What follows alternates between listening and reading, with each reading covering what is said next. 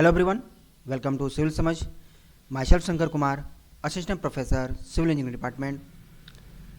आज के इस सेशन में हम आप लोग के लिए एक बहुत ही यूजेबल ट्रिक लेके आए हैं। कॉपी आप लोग लिखते हैं, कॉपी लिखने का सही तरीका क्या है? सभी बच्चों से ये गलतियां होती हैं। कई बार हम कॉपी चेक करने गए हैं, कई बार ये चीज़ें देखे हैं कि अक्सर आप लोग मिस्टेक करते हैं। तो सोचे क्यों ना आप लोग को ये बताया जाए कि आप लोग कॉपी लिखे कैसे। इतने लंबे समय तक कॉपी चेक करने के बाद फाइनली हम आपके सामने ये पॉइंट लेके आए कि आपको कॉपी कैसे लिखना चाहिए कि आपको पूरे नंबर मिले। ठीक है, तो स्टार्ट करते हैं आज का ये सेशन। अगर आप चैनल पर नए हैं तो चैनल को जरूर सब्सक्राइब कर ले, वीडियो लाइक को शेयर करना ना भूलें, अपने दोस्तों में इसको ज़रूर शेयर करें, क्योंकि सबको ये पता होना चाहिए कि आप कैसे अपना मार्क्स इन्हांस कर सकते हैं। सबसे अच्छा तरीका क्या है? देखिए, आपका जो पेपर होता है वो होता है 70 नंबर का या 60 नंबर का। मान लीजिए 70 नंबर का होता है पेपर, जेयूटी डिप्लोमा का 70 नंबर का होता है। तो 70 मार्क्स में से आपको कुछ ऑब्जेक्टिव रहते हैं, कुछ सब्जेक्टिव रहते हैं। आपका पेपर का यही फॉर्मेट है कि स्टार्टिंग में आपको क्या रहेगा, क्वेश्चन नंबर 1 जो रहेगा ये ऑब्जेक्टिव में रहेगा। ठीक है, ऑब्जेक्टिव रहेगा 7, कहेगा 7 ऑब्जेक्टिव है, प्रत्येक 2 नंबर का है तो 14 नंबर आपका ऑब्जेक्टिव से दे दिया।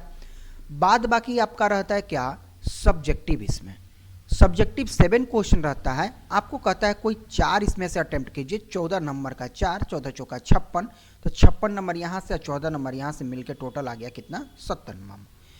तो ये 70 नंबर को अटेम्प्ट करने का सही तरीका क्या है?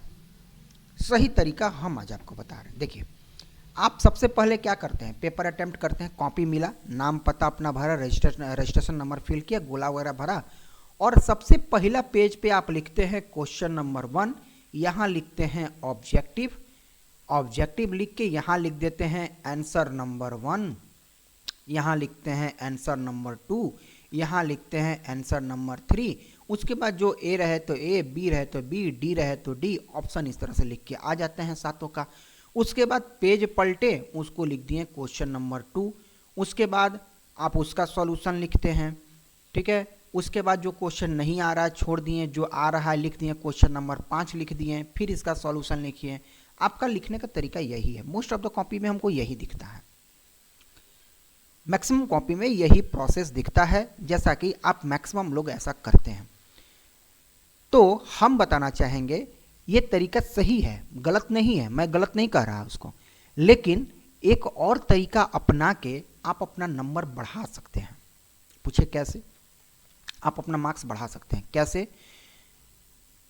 तो ये जो लिखने का तरीका है, आप जो ऑब्जेक्टिव को फ्रंट पेज पे आप लिख रहे हैं, इस ऑब्जेक्टिव को फ्रंट पेज पे ना लिख के ऑब्जेक्टिव को सबसे लास्ट पेज पर लिखिए।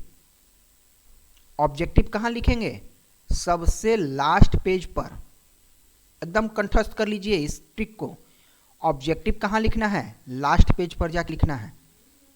क्यों मैं बोल रहा हूं कि अगर आपका पूरा ऑब्जेक्टिव सही हो गया, फ्रंट पेज पर चेक करने वाला टीचर पहले ही देखता है कि अगर आपका पूरा का पूरा ऑब्जेक्टिव सही हो गया, 7 के 7 सही हो गए, 14 नंबर आपको ऑब्जेक्टिव से मिल गए, पास होने के लिए अब आपको मात्र 7 से 8 नंबर चाहिए।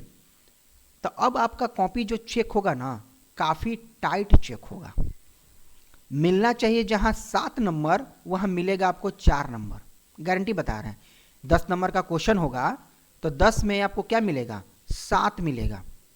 अगर ऑब्जेक्टिव पीछे लिखे रहेंगे तो टीचर को लगेगा कि चलिए इस पर दया दृष्टि दिखा देते हैं, अभी तो ऑब्जेक्टिव लग रहा है इसका छूट गया है। चाहे ऑब्जेक्टिव हो सकता है बाद में बनाएगा, या कुछ भी माइंड में चले, हो सकता है ऑब्जेक्टिव कितना सही होगा, ये नहीं आइडिया, किसी को आइडिया नहीं है, क्योंकि ऑब्जेक्टिव आप तो लास्ट में रखे हुए हैं, मिस्ट्री बॉक्स आपने लास्ट में दिया हुआ है। तो 10 में से आपको 7 नंबर दे के निकल जाएगा। लेकिन जब ऑब्जेक्टिव पहले ही आपने दिखा दिया कि 14 नंबर तो हम यहीं सही कर दिए, आप कहेंगे ओह ये तो टैलेंटेड बच्चा है, इसका तो 14 नंबर ऑब्जेक्टिव में ही आ गया, अब इसका टाइट चेकिंग करेंगे। अब 10 नंबर में जो 7 मिलना था आपको क्या मिलेगा? 4 मिलेगा। अब जो 5 नंबर का क्वेश्चन था, जहां पर 4 मिलना था आपको वहां पर 2 मिलेगा। अब टीचर को आइडिया हो गया कि आपका 14 नंबर तो कोई काट नहीं सकता है, अब बाद बाकी जो भी मिलेगा इसको काट पीट के कैसे भी दीजिए, 20-30 नंबर तक पहुंचाइए। 30-35 बहुत हो गया। तो ये एक सबसे बड़ा स्ट्रेटजी ये होता है कि आप अपने ऑब्जेक्टिव का सॉल्यूशन जो है ना कहाँ लिखिए, सबसे लास्ट पेज पर जाके लिखिए। ठीक है, ये समझ गए कि आपको क्या करना है, ऑब्जेक्टिव का सॉल्यूशन कहाँ लिखना है, लास्ट पेज पर। अब लास्ट पेज का ये मतलब नहीं हुआ कि सारा पेज को ब्लैंक छोड़ दिए और जाके 32वां पन्ना पे लिख रहे हैं, बकलोल वाला काम नहीं करना। लास्ट पेज का मतलब है कि 32 पेज में से आप भले 16 पेज भरे हैं, 15 पेज भरे हैं, तो आपका जो 15वां पेज होगा ना, जो 16वां पेज होगा, जो आपका लिखा हुआ आखिरी पेज होगा, कॉपी का आखिरी पेज नहीं, जो आपका लिखा हुआ अपना आखिरी पेज होगा, उस पर आप क्या लिखेंगे, ऑब्जेक्टिव का सॉल्यूशन लिखेंगे। और ये भी बात है कि ऑब्जेक्टिव में जैसे आप आंसर नंबर 1 लिखे हैं, 1 2 ऐसे ऐसे दिया हुआ है, तो आप चाहें इसका सिर्फ ऑप्शन लिख दें ABCD करके, अच्छा है ए में क्या लिखा हुआ है पूरा लिखें, बी में क्या लिखा हुआ है, तो इससे कोई अंतर नहीं पड़ता। आप ये भी लिखिएगा तो उतना ही नंबर मिलेगा, इसका पूरा डिटेल लिखिएगा फिर भी आपको उतना ही नंबर मिलेगा। तो टाइम वेस्ट अगर आपको लग रहा है, लास्ट आप ऑब्जेक्टिव बना के रखिए, लास्ट में खाली ABCD लिख के आ जाइए। ठीक है, दूसरा तरीका क्या है, दूसरा क्या स्ट्रेटेजी है, पहला तो आप समझिए, दूसरा क्या है, आप कोशिश कीजिए सीरियल वाइज लिखने का। सीरियल वाइज लिखने का ये बड़ा ही इफेक्टिव होता है। टीचर को आप जितना कम गुस्सा दिलाइएगा उतना ज़्यादा नंबर मिलेगा। आपको क्वेश्चन नंबर पहले सेलेक्ट कर लीजिए कौन कौन क्वेश्चन हमको अटेम्प्ट करना है। क्वेश्चन 2 अटेम्प्ट करना है, क्वेश्चन 4 अटेम्प्ट करना है, क्वेश्चन 7 अटेम्प्ट करना है, क्वेश्चन 5 अटेम्प्ट करना है। आपने पहले ये सेलेक्ट कर लिया, तो सेलेक्ट करने के दरमियान आप इसको सीरियल वाइज लिखेंगे। क्वेश्चन 2 पहले लिखेंगे, फिर 4 लिखेंगे, फिर 5 लिखेंगे, फिर 7 लिखेंगे। ऐसा नहीं करेंगे कि पहले 2 आ रहा है तो 2 लिख लिए, फिर बीच में हम 7 लिख लिए, फिर उसके बाद हम 4 लिखें, फिर हम इसके बाद 5 लिख रहे हैं। इसमें टीचर को ना बार बार जंप करके जाना पड़ेगा। अच्छा 2 है, अब देखते हैं 7 का क्या आंसर है, 7 लिख दिया यहाँ पर, तब देखेंगे तो फिर से 4 पर चला गया। अब यहाँ टीचर को गुस्सा आएगा, अब गुस्सा कहाँ निकालेगा, आपका नंबर पर ही निकालेगा। तो कोशिश यही कीजिए, हालांकि ये सभी लोग करते हैं और उसमें इनका मार्क्स भी कटता है। तो कोशिश यही कीजिए कि सीरियल वाइज लिखें, क्योंकि आपको 7 में से 4 अटेम्प्ट तो करना है, ये तो श्योर है। अब 4 अटेम्प्ट कोई तो कीजिएगा ना, तो कोई कीजिएगा तो क्यों ना मन में पहले ही डिसाइड कर ले हम कि हमको कौन कौन क्वेश्चन अटेम्प्ट करना है। तो कोशिश करेंगे क्या, सीरियल वाइज। तो हमने आपको दो बात बताई। पहले क्या बताया कि आपको ऑब्जेक्टिव कहाँ लिखना है, लास्ट पेज पर, लास्ट पेज पे। उसके बाद जो भी क्वेश्चन को अटेम्प्ट करेंगे सीरियल वाइज अटेम्प्ट करेंगे। ठीक है, कोशिश करेंगे कि हैंडराइटिंग जो होगा वो अच्छा फॉर्म में रहे। हो सकता है किसी का नहीं रहता है, जल्दी जल्दी लिखने के चक्कर में घिस भी जाता है, कोई दिक्कत नहीं, हैंडराइटिंग में और मे नॉट भी अफेक्टेड है, लेकिन कोशिश करेंगे कि हैंडराइटिंग अपना सुधार लें। चौथा मोस्ट इंपॉर्टेंट, डायग्राम जरूर बनाइए। डायग्राम मस्ट, एकदम मस्ट है, चाहे कुछ भी पूछे उससे रिलेटेड डायग्राम जरूर बनाइए। और अटेम्प्ट ऑल क्वेश्चन को अटेम्प्ट कीजिए, चाहे आपको आ रहा हो चाहे आपको नहीं आ रहा हो, कोई मतलब नहीं है, इससे क्वेश्चन अटेम्प्ट होना चाहिए। अब इसका मतलब ये नहीं है कि पूछा है व्हाट इज स्कोरिंग तो लिख रहे हैं तेरे नैना मेरे नैनों से मिल रहा है, ये सब नहीं लिखना है। हनुमान चालीसा लिख के नहीं आ जाना है, कोई गाना लिख के नहीं आ जाना है। तो ये टोटल 5 ट्रिक्स हमने आपको बताए हैं, 5 पॉइंट में पूरा स्ट्रेटजी हमने बताया। इसको अगर आप फॉलो करते हैं, ये 5 पॉइंट को फॉलो करते हैं, तो यकीन मानिए आपका जो मार्क्स होगा वो इन्हांस कर जाए। अब तक आपने जो भी एग्जाम दिया है ना, आप इसको जरूर फॉलो करके देखिएगा, आपका मार्क्स जरूर बढ़ेगा। टीचर क्या करेगा, देखिए जब आपका कॉपी चेक होगा देखेगा कि बच्चा ऑब्जेक्टिव नहीं बनाया है, मार्क्स देते चलेगा, चलो भाई 10 नंबर का है, दया करते हैं इसको 7 नंबर दे देते हैं।